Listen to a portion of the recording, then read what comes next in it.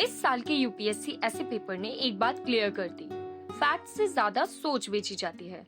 अगर आपके पास फिलॉसफी और रियल वर्ल्ड एग्जाम्पल्स का कॉम्बो था तो आप जीत गए। चलिए सेक्शन ए और बी को तोड़ते हैं फ्रेमवर्क्स के साथ। हेलो एवरीवन, नमस्ते एंड जय हिंद। You are watching infinite odds of UPSC, जहां हम ऐसे को सिर्फ लिखेंगे नहीं बल्कि डिजाइन और फ्रेम भी करेंगे। आज का वीडियो 2025 ऐसे पेपर का overall analysis, topic wise angle bank, ready to use codes और एग्जामिनर सेंट्रिक स्ट्रक्चर, ताकि आप 125 प्लस के लिए शूट करें इन द नेक्स्ट अटेम्प्ट। जानते हैं कि एग्जामिनर को चाहिए क्या? पेपर का टोन जब हमने एनालाइज किया तो हमें पता चला कि ये फिलोसॉफिकल और रिफ्लेक्टिव है। कोई भी डायरेक्ट सीए टॉपिक यानी करंट अफेयर्स टॉपिक नहीं है, लेकिन रियल वर्ल्ड लिंक जरूर चाहिए था। और काफी सारी चीजें तो लाइफ लेसन्स और जो हमारी डेली के थॉट प्रोसेस है उस पर डिपेंड करती थी। रिवॉर्डेड कैंडिडेट्स जो हैं उनके पास clarity of thought, coherence, Indian ethos और multi dimensional examples beforehand ready थे। जानते हैं इसकी क्विक स्ट्रैटेजी कि किस तरीके से हमको ऐसे का पेपर अटेम्प्ट करना चाहिए। बहुत बेसिक सी चीजें हैं। We have to pick one topic each from section A and B. 60 से 65 मिनट हमें पर ऐसे खर्च करना होता है, जिसमें हमें उसका स्ट्रक्चर, हुक, थीसिस, 3 से 4 deep pillars, counter view, synthesis और क्लोजर, इस पर टाइम देना होता है। ऐसे के पिलर्स निमोनिक हैं spec L gems, which is society, polity, economy, culture और सिविलाइजेशन, लॉ और कॉन्स्टिट्यूशन, गवर्नेंस, इकोलॉजी और environment, moral philosophy and science and take.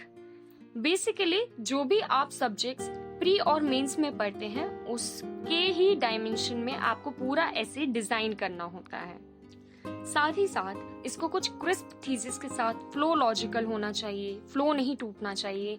Examples जो है वो इंडियन और ग्लोबल लेवल पर आप चूज कर सकते हैं।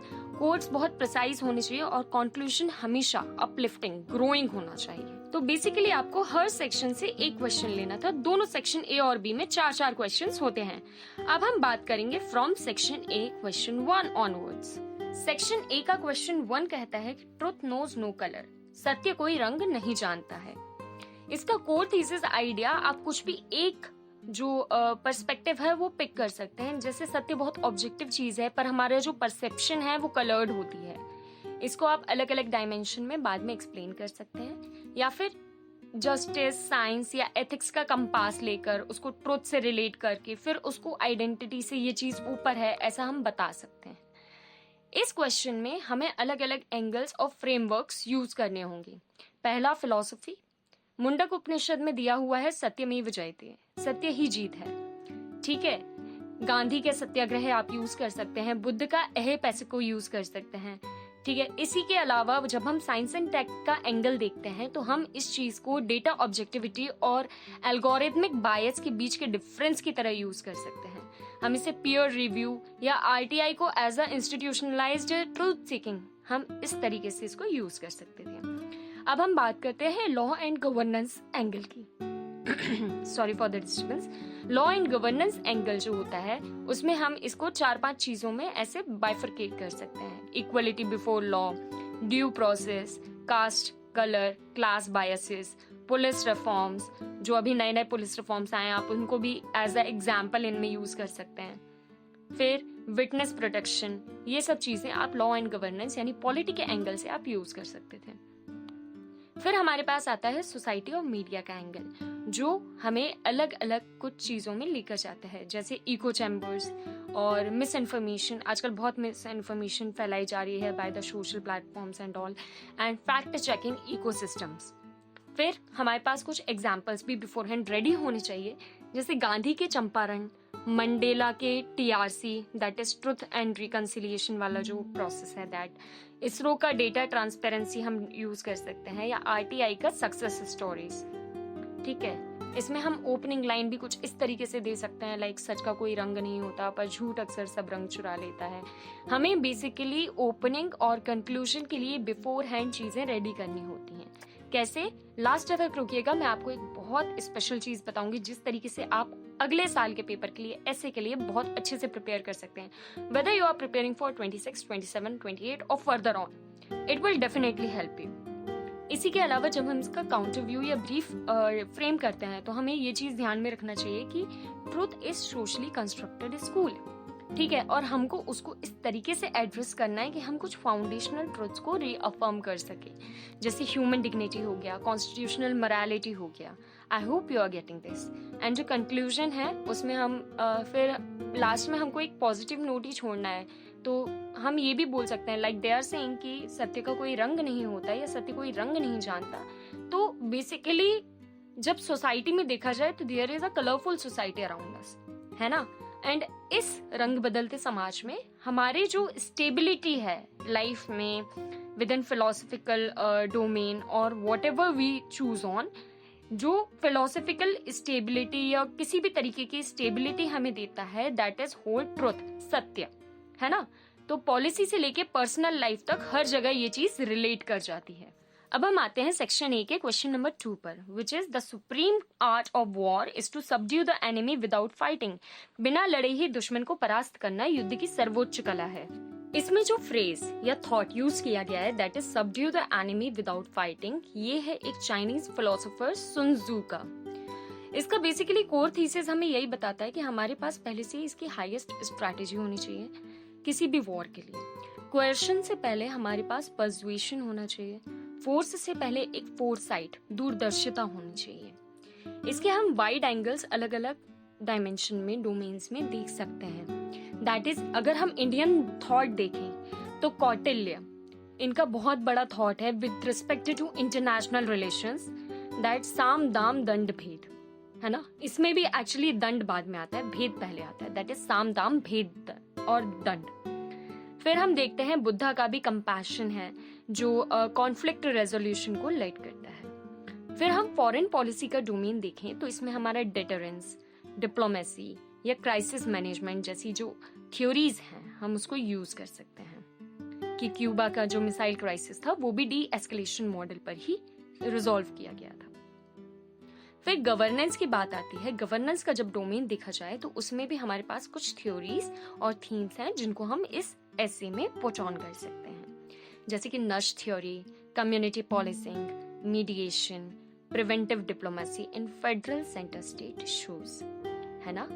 फिर हम अगर इकोनॉमिक पर्सपेक्टिव देखें तो यस, कंपटीशन पॉलिसी, कार्टल्स को फाइन देना, कंप्लायंस कल्चर जो हो गया, टैक्स कंप्लायंस हो गया, वो भी एक ट्रस्ट बेस्ड होता है, टेक्नोलॉजी बेस्ड होता है, जिसमें हम फेसलेस असेसमेंट होता है, ठीक है। तो ये सब चीजें, ये सब जो डोमेन्स हैं, ये आप कुछ मैं एग्जांपल्स दे रही हूँ जिसको आप इसमें पुट ऑन कर सकते हैं। बाकी डिटेल्ड एनालिसिस के बारे में मैं आपको एंड ऑफ द वीडियो जरूर बताऊंगी। फिर हम इसका एक एग्जाम्पल बैंक हमें इसका भी रेडी रखना पड़ेगा कि हाँ हमारे पास पीस अकॉर्ड्स होने चाहिए, बैक चैनल टॉक्स होनी चाहिए, रिवर वाटर डिस्प्यूट्स जो होते हैं वो भी सॉल्व किए जाते हैं with the help of tribunals, dialogues. इसके अलावा वैक्सीनेशन ड्राइव्स जो अभी चलाई गई थी वो भी एक बिहेवियर चेंज के थ्रू ही की जाती है। हमें किस ट्रैप में नहीं फंसना है बेसिकली इस ऐसे को लेकर कि ये सिर्फ वॉर ग्लोरिफिकेशन और पेसिफिज्म को ही फोकस ना करे, बल्कि एक बैलेंस बना के चले। और ये जो बैलेंस है वो किस तरीके से होना चाहिए, स्मार्ट पावर के थ्रू।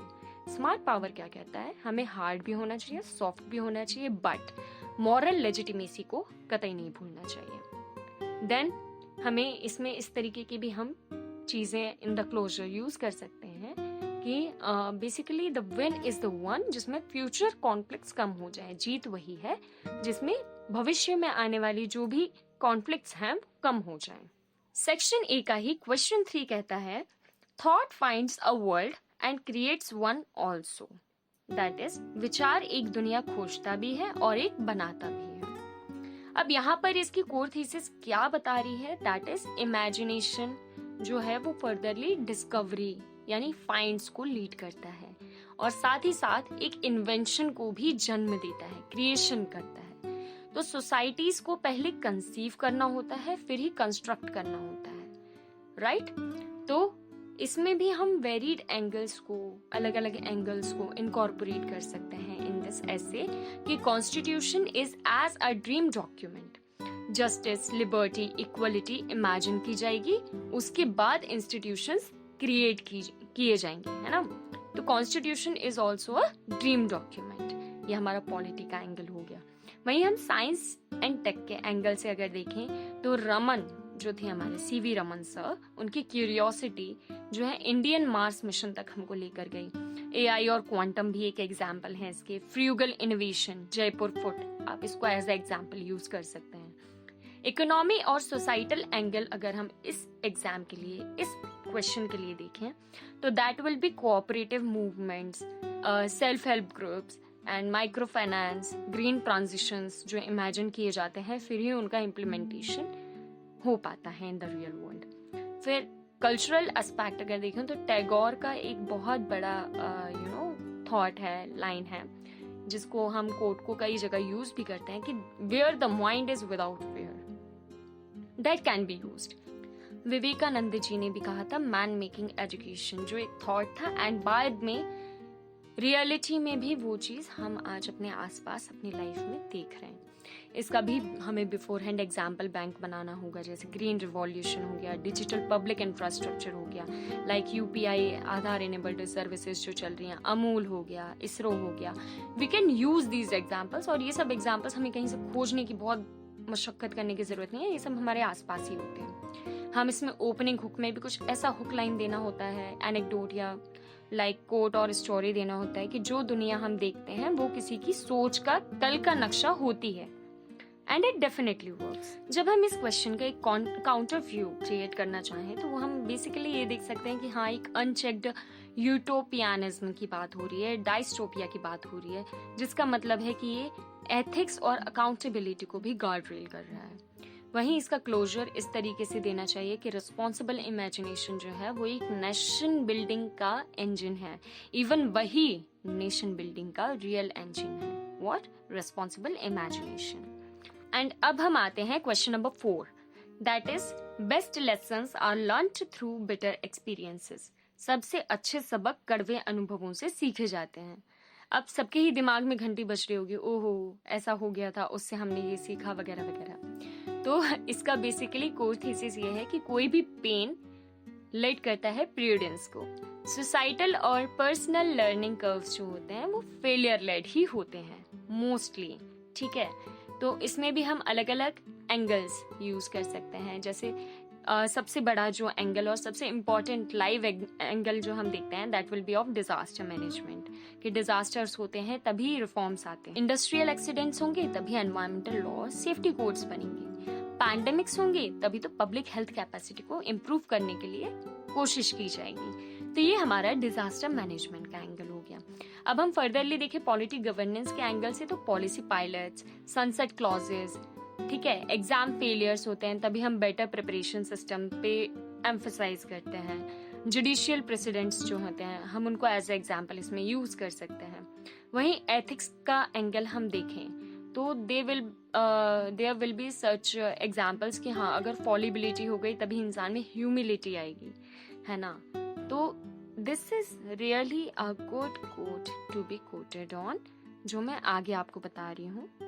तो जिन थॉट्स की, जिन कोट्स को मैं कोट करने की बात कर रही थी that will be related to either stoicism, आप स्टोइसिज्म की भी चीजें इसमें यूज कर सकते हैं, या फिर गीताज इक्वानिमिटी। एंड गीता की इस पर्टिकुलर ऐसे को लेके जो इक्वानिमिटी हम देखेंगे दैट विल बी 2 श्लोक हैं जो मैं इसमें आपको जरूर कोट करना पसंद करूंगी। कि एक है कर्मण्येवाधिकारस्ते माँ फलेषु कदाचन माँ कर्मफल हेतुर्भूमा ते संगोस्तु कर्मणि। आप इसको यूज कर सकते हैं, या फिर आप एक और श्लोक है जो यूज कर सकते हैं, दैट इज योगस्थः कुरु कर्माणि संगम त्यक्त्वा धनंजय सिद्ध सिद्धयो समो भूत्वा समत्वम योगी उच्यते। ठीक है, इसके लिए फिर हमारे पास एग्जाम्पल बैंक भी बिफोर हैंड हमें रेडी करके रखना पड़ेगा।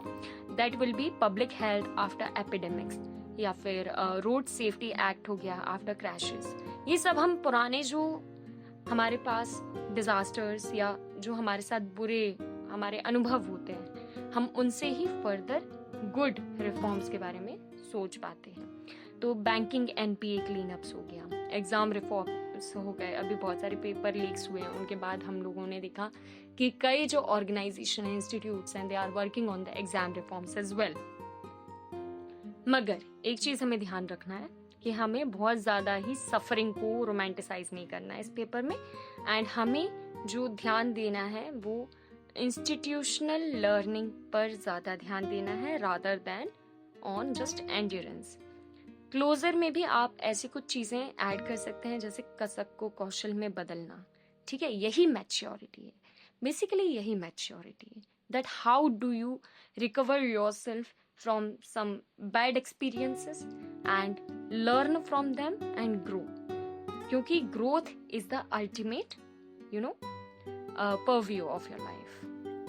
Now we'll further move on section B, और उसका क्वेश्चन 5 कहता है कि muddy water is best cleared by leaving it alone. मैले पानी को अकेला छोड़ने से ही उसे सबसे अच्छा साफ किया जा सकता है। इसकी कोर थीसिस क्या कहती है, दैट समटाइम्स जो नॉन इंटरवेंशन है और जो नॉन इंटरवेंशन की थ्योरी है दैट इज ऑफ ताओइस्ट वुई। ठीक है, वो रिस्टोर करती है बैलेंस देन ओवर इंजीनियरिंग। तो हम इसे एक रियल लाइफ एग्जाम्पल से भी देख सकते हैं। जब हमारे दिमाग में बहुत कुछ चल रहा होता है, over thinking and all, and हम बहुत ज़्यादा नेगेटिव थॉट से हैम्पर हो जाते हैं, परेशान हो जाते हैं, तो what we have to focus on कि हमें अपने दिमाग को थोड़ी देर शांत करना होता है, अकेले छोड़ देना होता है। हम थोड़ा हर चीज़ से डिस्टेंस बना लेते हैं थोड़ा काम डाउन होने के लिए, and that is what it really means.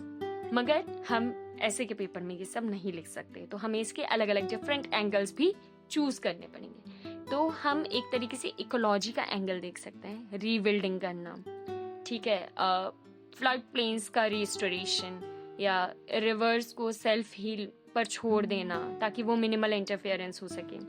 Economy और गवर्नेंस का अगर हम पर्सपेक्टिव देखें तो we can add policy minimalism, then deregulation जहां मार्केट सेल्फ करेक्ट हो सके, जुडिशियल रेस्ट्रेंट वर्सेस एक्टिविज्म। इसके अलावा जब हम ज्योग्राफी का इसमें एक पर्सपेक्टिव देखें, ठीक है, कि इवन वो एनवायरनमेंट और ज्योग्राफी दोनों का ही है कि जब क्या होता है, जैसे ओजोन का जो वो परत है उसमें अगर कुछ भी होल हमारा बढ़ रहा है, ओजोन होल जो इंक्रीज हो रहा है, तो अगर हम कुछ क्वाइट मेजर्स लेके आगे चलें और ज़्यादा हम इधर उधर की चीज़ों में फालतू उसको खोदने में ज़्यादा वो टाइम वेस्ट ना करें, तो it will heal by itself. While on societal frame we can see that कि फैमिली और कम्युनिटी जो कॉन्फ्लिक्ट होते हैं वो कई बार मध्यता मीन्स मीडिएशन और समय दे देने से चीज़ें रिजॉल्व हो जाती हैं। सोशल मीडिया आउटरीच फटीग जो है वो भी इसका एक बहुत बड़ा एग्जाम्पल है।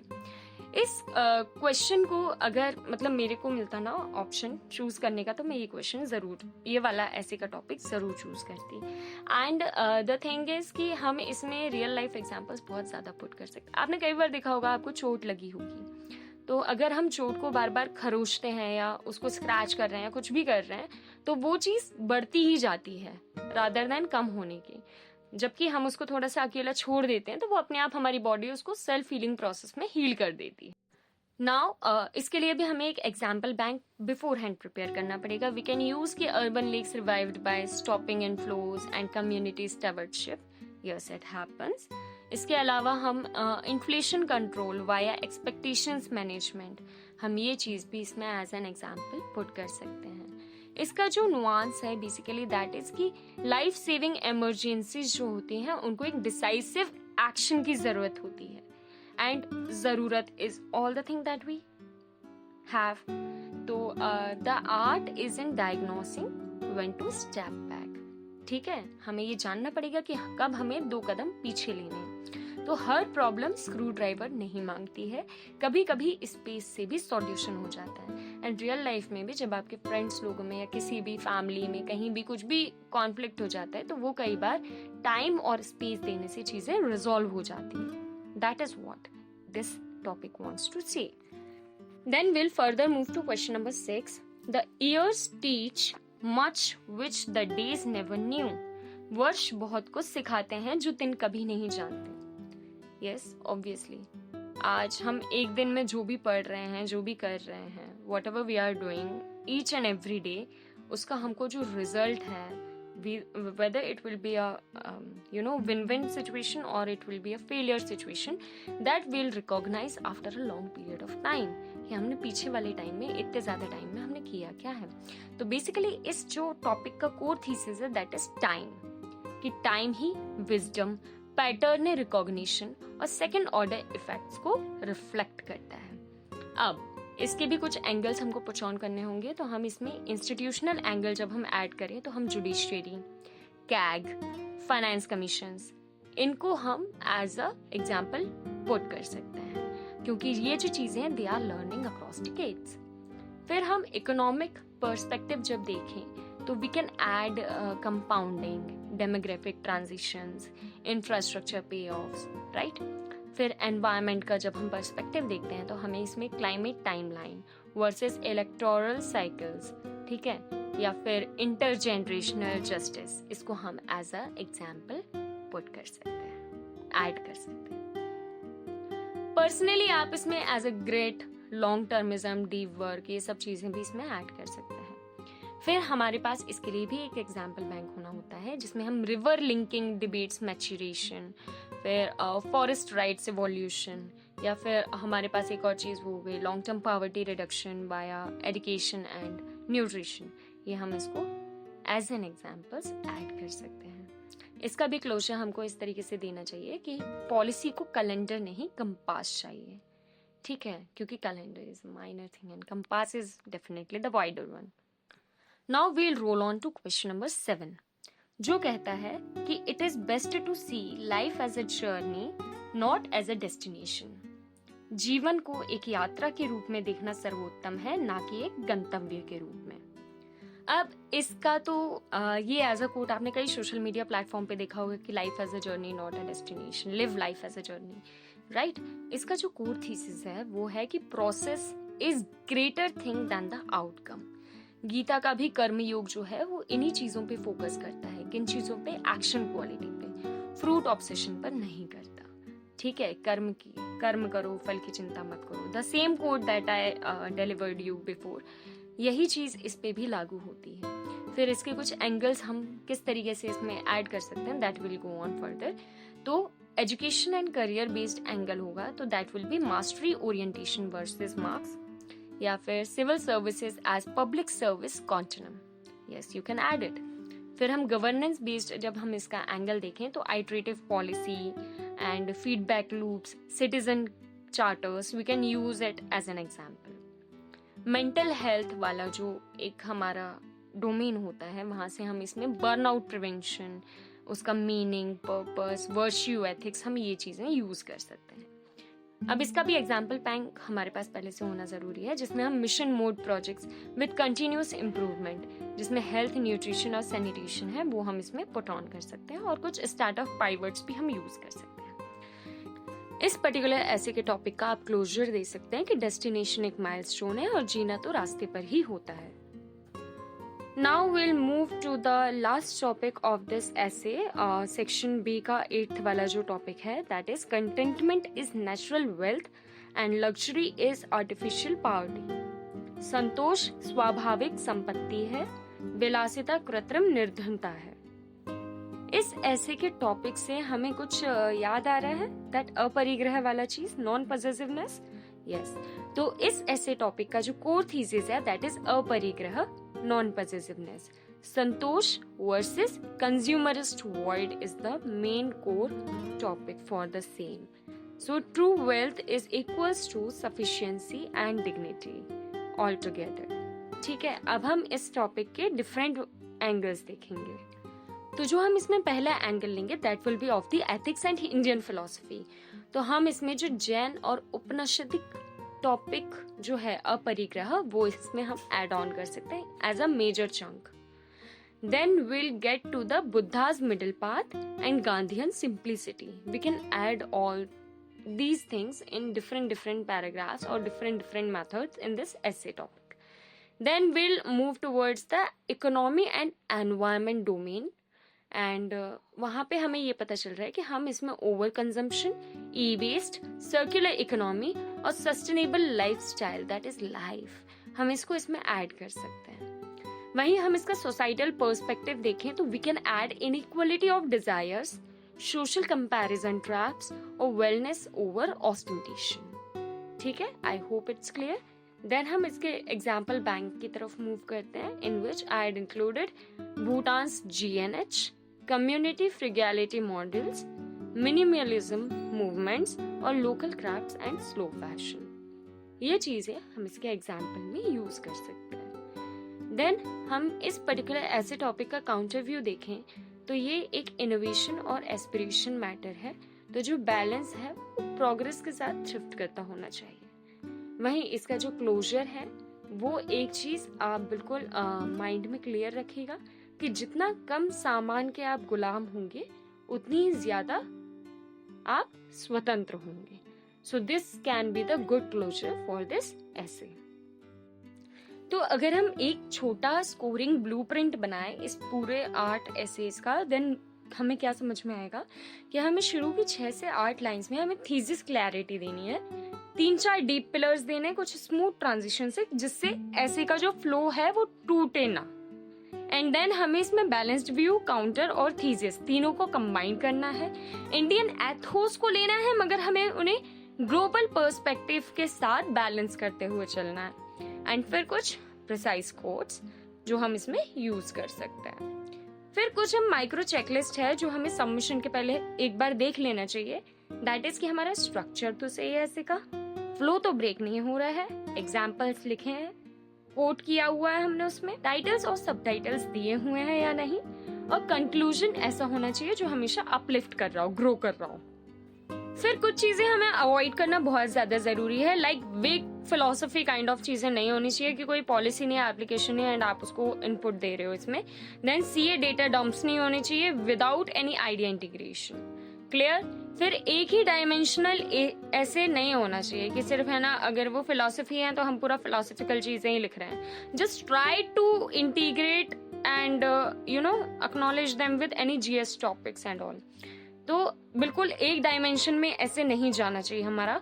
Quotes galore without relevance is really a very big mistake that aspirants do, कि वो बहुत सारे कोट्स उसमें पुट कर देते हैं, उनका कोई खास रेलेवेंस नहीं रहता और इसकी वजह से वो उनकी जो एससी की कॉपी है that got rejected. And last one is कि अब्रप्ट कंक्लूजन्स नहीं होने चाहिए, बिना किसी सिंथेसिस के आप ऐसे ही कुछ भी कंक्लूजन में नहीं डाल सकते। मैं आप लोगों को एक सैंपल स्केलेटन दे रही हूँ जो आप किसी भी ऐसे को फ्रेम करने के लिए यूज कर सकते हैं। कि पहला आपका हुक होना चाहिए 1-2 लाइन्स का, इधर it can be an anecdote and opening with quote और एनीथिंग लाइक सच। देन फिर डिफाइन कोड फ्रेज होना चाहिए, स्टेट थीसिस होना चाहिए। फिर आप पिलर 1 उसको है ना फिलोसफी या इंडियन एथोस के डायमेंशन में उसको एक्सप्लेन कीजिए। पिलर 2 गवर्नेंस, लॉ या इकोनॉमी में उसको एक बार एलेबरेट कीजिए। And the pillar 3 will be society, science and environment. ठीक है। देन उसका एक काउंटर व्यू और रिकनसाइल करता हुआ एक पूरा पैराग्राफ काइंड ऑफ होना चाहिए।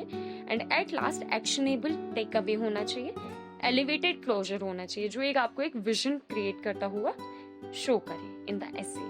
तो अगर आपको पूरा कुछ ये सब सीखना है कि किस तरीके से हम पूरा ऐसे फ्रेम करेंगे, उसमें कितनी क्या कोट्स डालना ज़रूरी है, क्या चीज़ें हम ऐड कर सकते हैं, या अगर आपको कुछ भी सैम्पल चीज़ें ऐसे बिफोर हैंड किसी भी ऐसे के तैयार करके रखना ज़रूरी लगता है, then don't forget to stay tuned to our channel.